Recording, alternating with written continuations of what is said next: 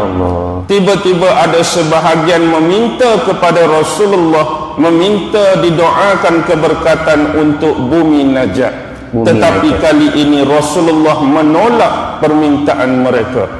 Kerana Rasulullah menyebut daripada bumi inilah akan lahir dan keluarnya fitnah yang disebut sebagai fitnah tanduk syaitan. Dari bumi Najd inilah keluarnya fitnah tanduk syaitan. Antara yang paling awal keluar ialah nabi palsu yang pertama.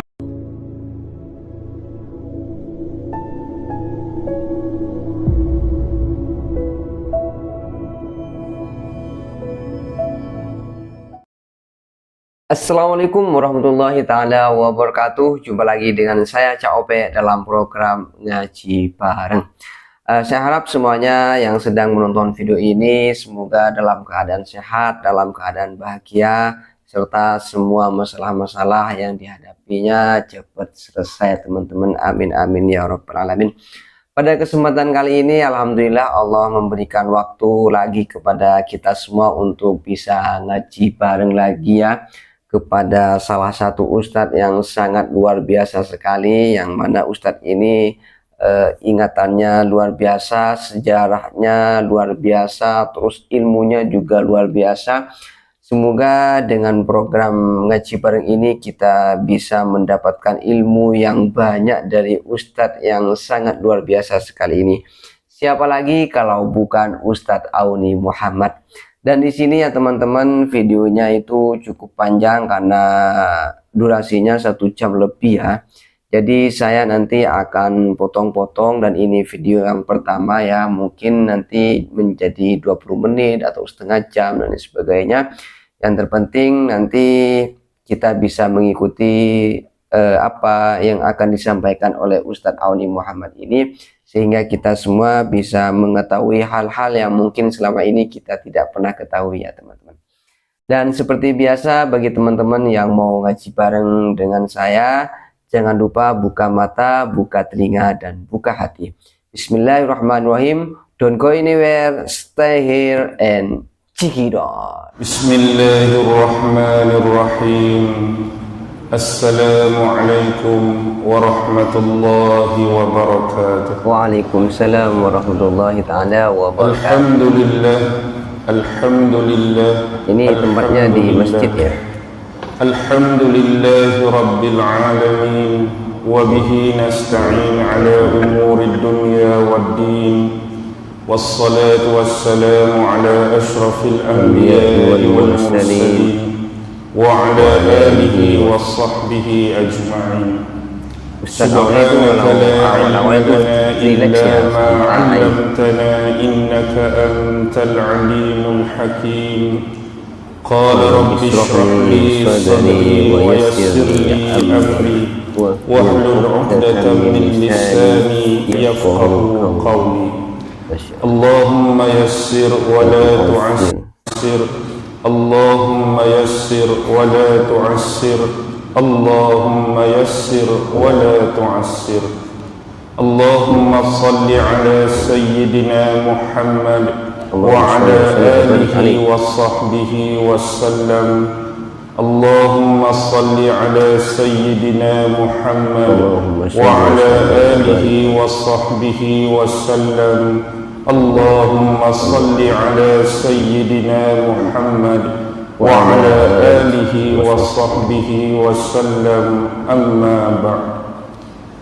Alhamdulillah, syukur kehadrat Allah subhanahu wa ta'ala, kerana dengan limpah kurnia rahmat, kasih sayang dan inayah daripada Allah subhanahu wa ta'ala, alhamdulillah, di pagi yang mulia lagi penuh keberkatan ini, Allah subhanahu wa ta'ala masih memberi peluang dan memberi keizinan kepada kita untuk sama-sama salat subuh berjamaah, dan seterusnya mudah-mudahan sayap-sayap malaikat sentiasa menaungi kita semua selaku penuntut-penuntut ilmu.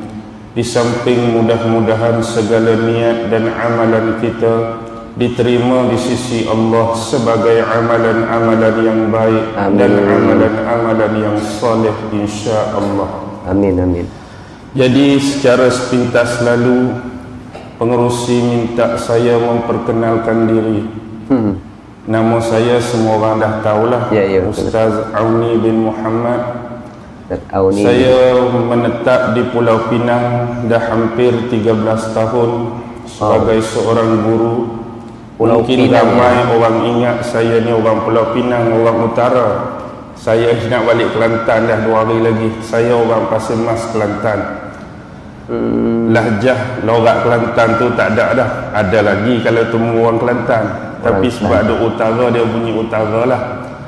Jadi saya ni lebih kurangnya hari ni tajuk kita ialah tentang kebenaran Rasulullah sallallahu alaihi wasallam. Jadi kita secara awal saya maklumkan, bila saya melihat hadirin hadirat audiens di hadapan saya, ada di antara kita ni yang dah datang ke masjid hampir 10 tahun. Ada yang dah datang ke masjid 20 tahun dah. Ada yang dah 30 tahun, 40 tahun. Bila kita mengenangkan tentang syiar, merujuk kepada hari-hari kebesaran di dalam Islam, apa yang kita namakan sebagai Isra' Mi'raj, apa yang kita namakan sebagai Nuzulul Quran, apa yang kita namakan sebagai Hijrah Nabi, apa yang kita namakan sebagai Maulidur Rasul. Jadi bagi yang rata-rata kalau dah 10 tahun datang ke masjid, 10 kali dah dengar Isra' Mi'raj, 10 kali dah dengar Maulidur Rasul, 10 kali dah dengar tentang hari-hari kebesaran yang lain. Boleh dikatakan antara dasar-dasar asas, base-base asas ilmu-ilmu, pengetahuan-pengetahuan dan maklumat-maklumat tentang hari kebesaran tersebut memang sedia ada dengan kita. Tetapi insya-Allah pada pagi ini kita akan cuba bawa melalui rentak dan melodi yang sedikit berbeza. Mungkin bila kita dengar tentang sirah Nabi, macam-macam cerita kita dah dengar, bermula daripada sejarah awal kelahiran Rasulullah sampailah kepada kewafatan baginda sallallahu alaihi wasallam.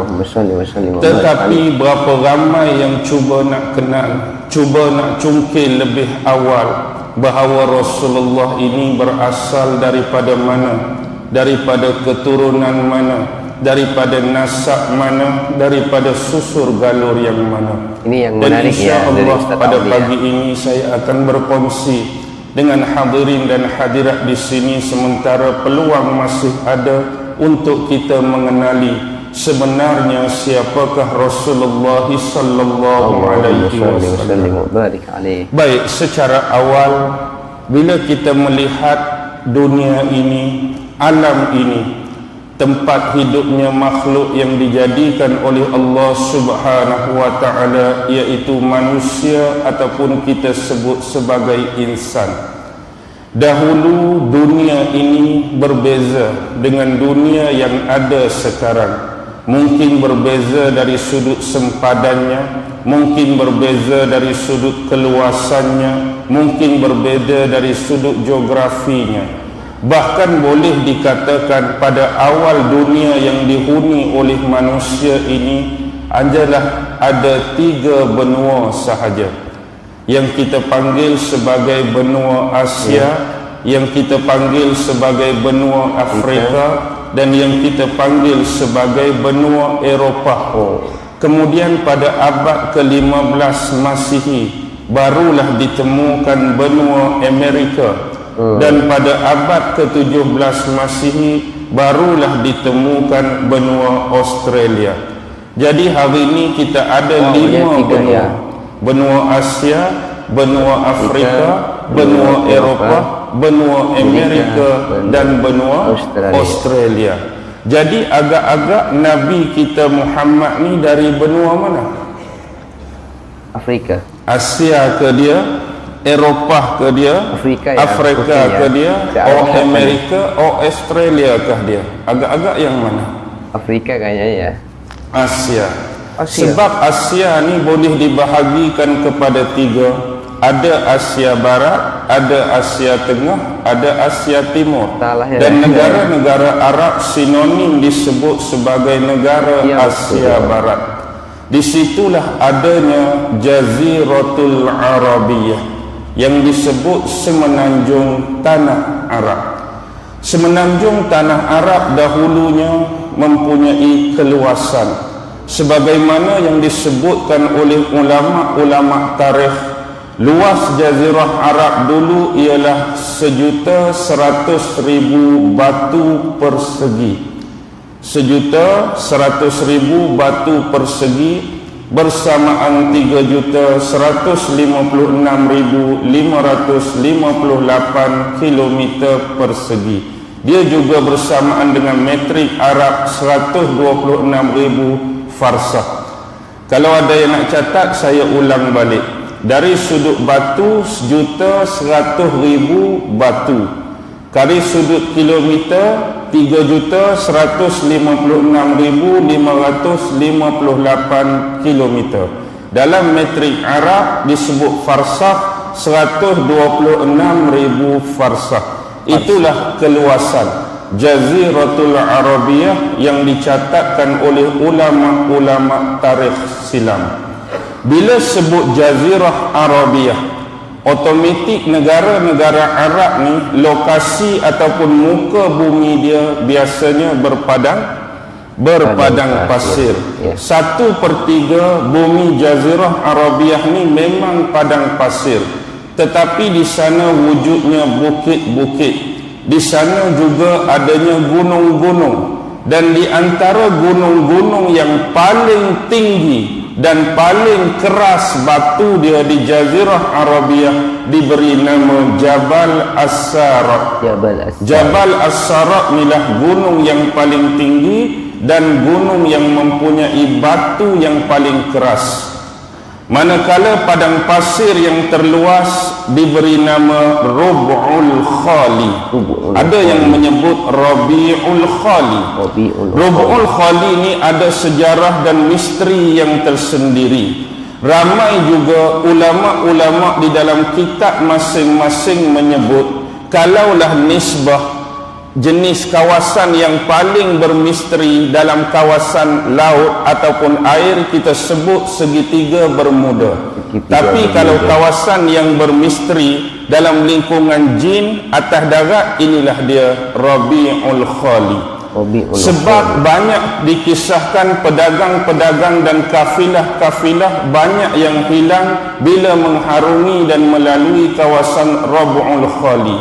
Bahkan seorang imam besar kaum muslimin, Imam Sya'rani, dalam sebuah kitab dan risalah dia pernah menulis berkenaan dengan kawasan padang pasir yang bernama Rabi'ul Khali ini.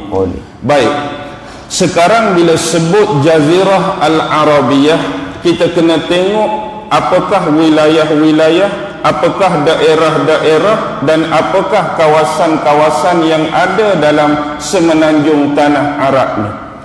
Dahulu memang populasi manusia masih kecil, populasi manusia masih kurang ramai. Jadi daerah-daerah yang ada cuma ada 6 saja. Dalam 6 daerah ni yang paling besar disebut Tanah Hijaz. Bila sebut Hijaz, mungkin ada di antara hadirin hadirat pernah mendengar tentang Hijaz. Ada orang dulu tak kenal Hijaz, dia kenal pun sejak muncul kumpulan Raihan sekali dengan kumpulan Hijaz. Nasyid tak? Ada Raihan, ada Hijaz. Baru kenal nama Hijaz. Tapi tu Hijaz nasyid, ni Hijaz tanah Arab. Jadi di Hijaz ni lah ada satu kota yang disebut kota Mekah. Dalam Hijaz ni juga ada Jeddah. Dalam Hijaz ni juga ada Yathrib atau Madinah. Dalam Hijaz ni juga adanya kota-kota yang lain. Tapi di kota Mekah ni ada satu tempat yang paling suci, disebut sebagai Masjidil Haram. Dan dalam Masjidil Haram ada satu tempat lagi yang paling suci disebut Baitullah, yaitu rumah Allah. Itulah bumi Hijaz. Yang kedua disebut bumi Yaman. Disebut bumi Yaman.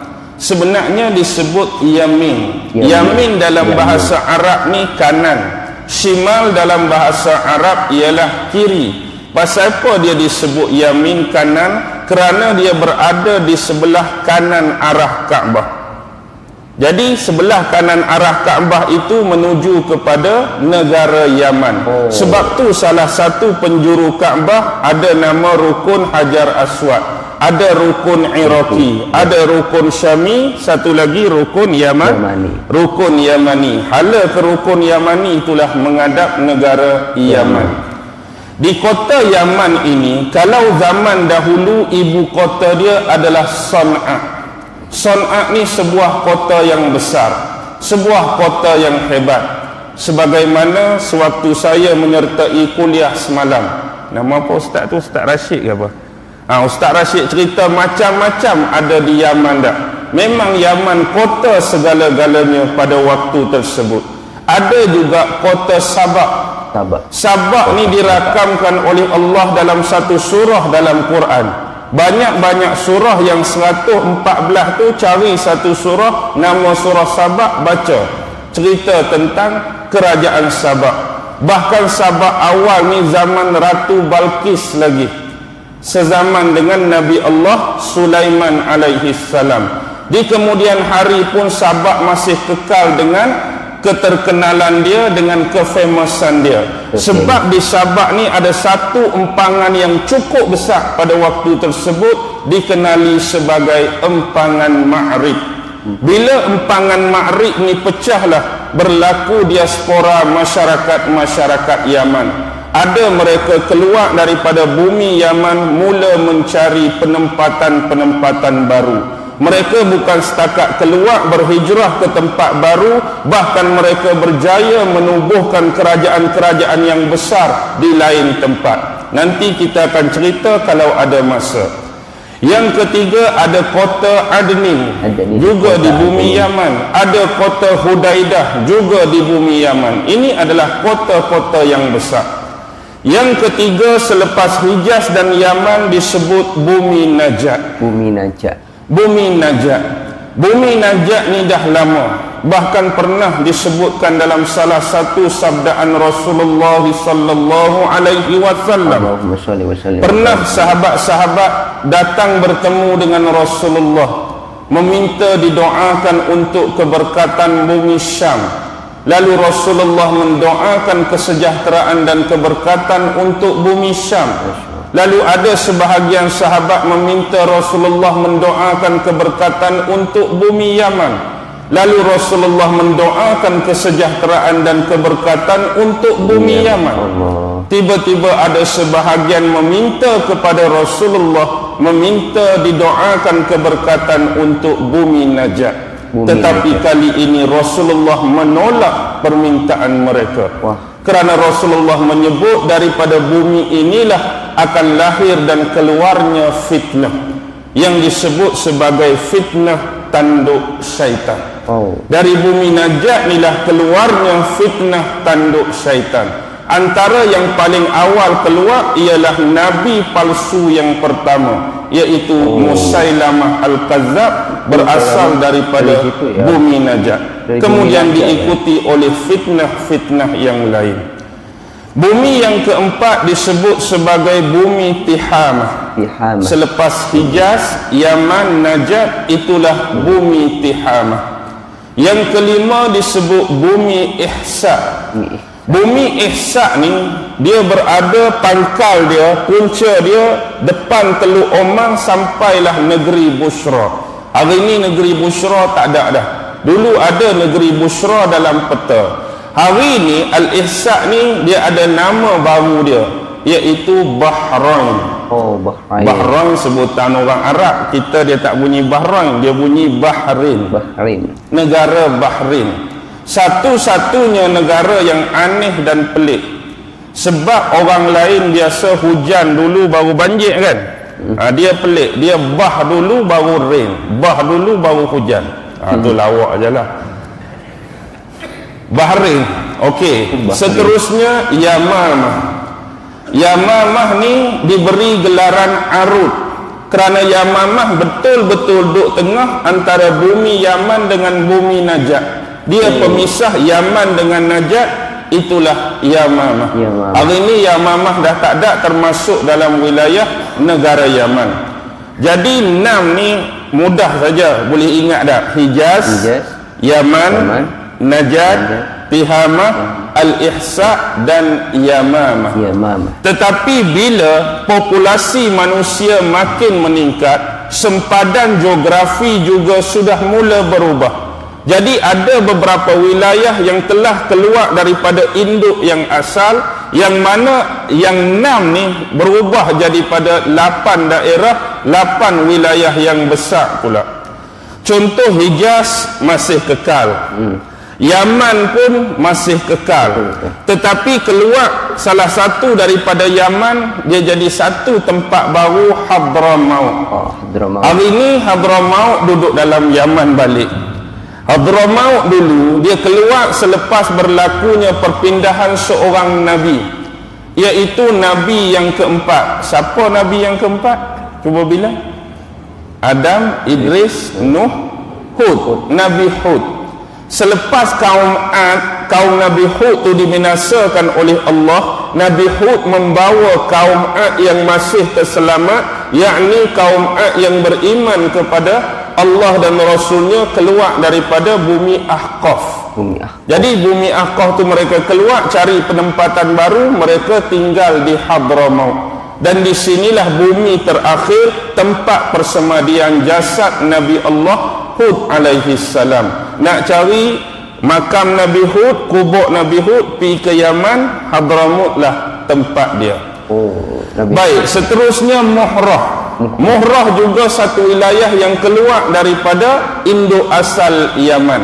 Jadi bukan saja Hadramaut, yang keempat Muhrah pun juga berasal daripada induk Yaman.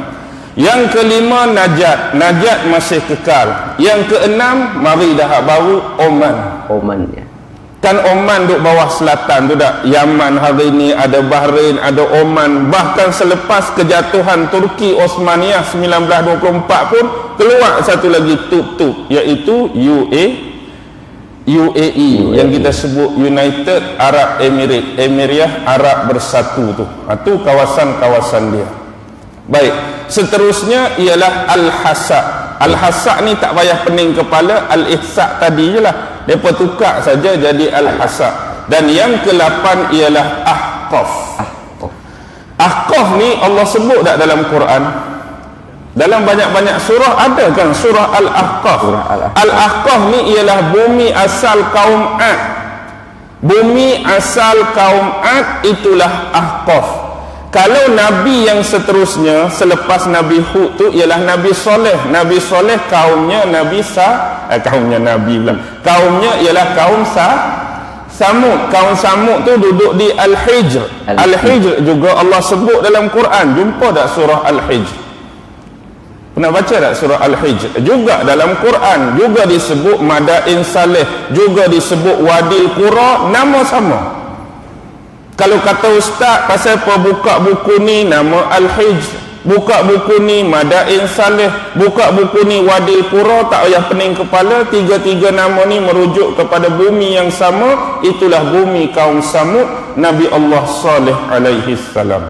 Masya Allah, itulah tadi ya ceramah yang disampaikan ataupun sejarah yang disampaikan oleh Ustadz Auni Muhammad.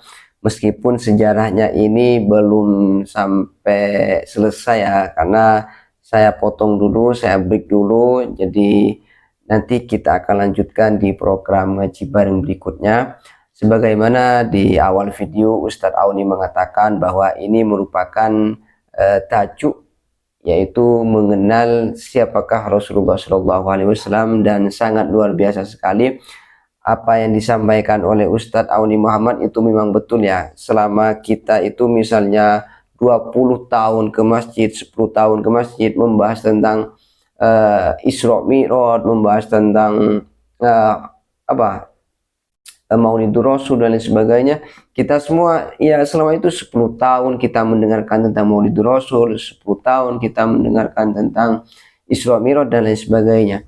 Cuma Ustadz Auni Muhammad itu mengupas tentang hal yang berbeda ya teman-teman. Dari sejarah masalah tempat tadi itu kan, jujur saya itu juga pertama kali tahu ya bagaimana sejarah Yaman, terus sejarah Bahrain dan lain sebagainya tadi, negara-negara yang mungkin cukup familiar di telinga kita selama ini, cuma kita tidak mengetahui sejarah-sejarah sebelum itu ya teman-teman. Tapi alhamdulillah berkat Ustadz Auni Muhammad tadi mengupas tentang itu, kita semua bisa sedikit tahu ya teman-teman.